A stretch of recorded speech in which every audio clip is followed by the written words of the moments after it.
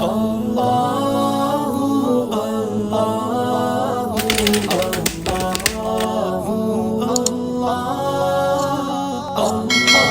بادشاہ تھا، وہ مرنا نہیں چاہتا تھا، اس کی خواہش تھی کہ قیامت تک وہ زندہ ہی رہے۔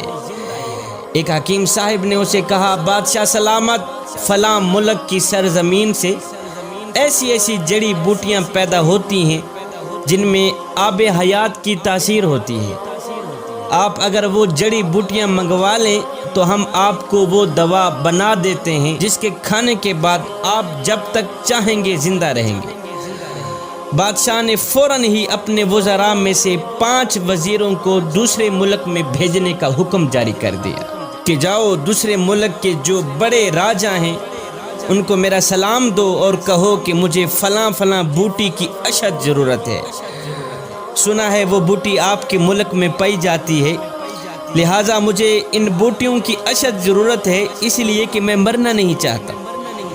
خیر 5 وزیر دوسرے ملک میں پہنچے، راجہ صاحب کو سلام دیا، پیغام سنایا۔ جیسے ہی راجہ صاحب نے سنا کہ بادشاہ مرنا نہیں چاہتا تو راجہ صاحب نے کہہ لگانی شروع کر دی، ہنسنا شروع کر دی۔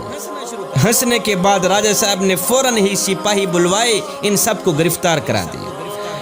ان 5 وزیروں کو گرفتار کرا دیا۔ گرفتاری کے بعد راجہ صاحب نے حکم جاری کر دیا کہ ان سب کو لے جاؤ فلاں پہاڑ کے نیچے ایک خیمے کے اندر بند کر کے آؤ۔ فلاں پہاڑ کے نیچے ایک خیمہ ہے، بند خیمہ، ان 5 وزیروں کو لے جاؤ، اس خیمے کے اندر بند کر کے واپس چلے آؤ۔ اور ہاں، ساتھ میں ان 5 وزیروں کو یہ بھی کہہ دینا کہ جب تک یہ پہاڑ 2 ٹکڑے نہیں ہوتا تم آزاد نہیں ہو۔ جس پہاڑ کے نیچے تم پڑے ہو، جب تک یہ پہاڑ 2 ٹکڑے نہیں ہوتا تم آزاد نہیں ہوتے۔ سپاہی ان 5 وزیروں کو لے گئے، پہاڑ کے نیچے خیمے کے اندر بند کر کے واپس چلے آئے۔ اب ان 5 وزیروں کو چاروں طرف موت کے آثار نظر آنے لگے، کھانے پینے کو کچھ نہیں تھا۔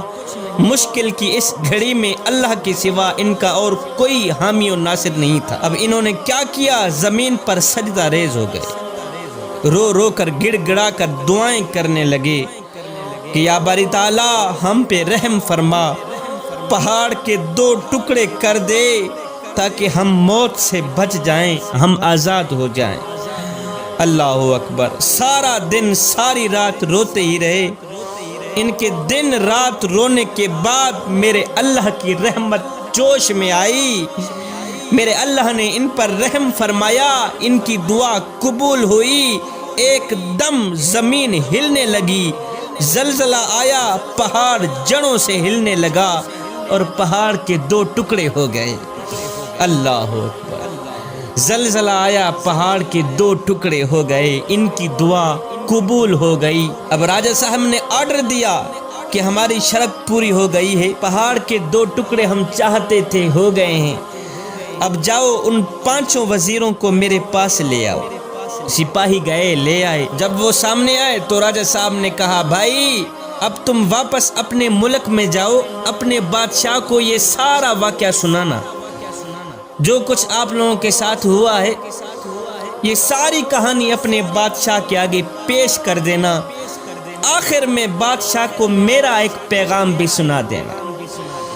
جی راجہ صاحب، کون سا پیغام ہے؟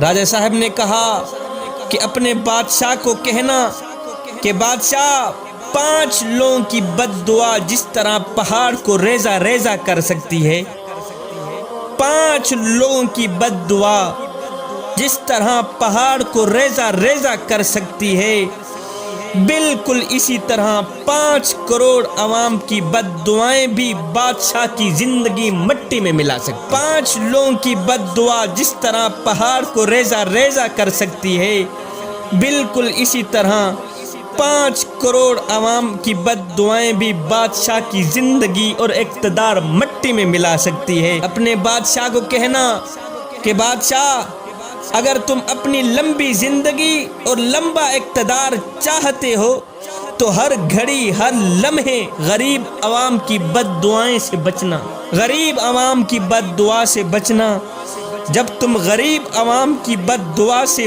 بچ گئے پھر تمہیں کسی بوٹی دوا کی ضرورت نہیں رہے گی، قیامت تک تیرا ہی چرچا ہوتا رہے گا۔ اللہ اللہ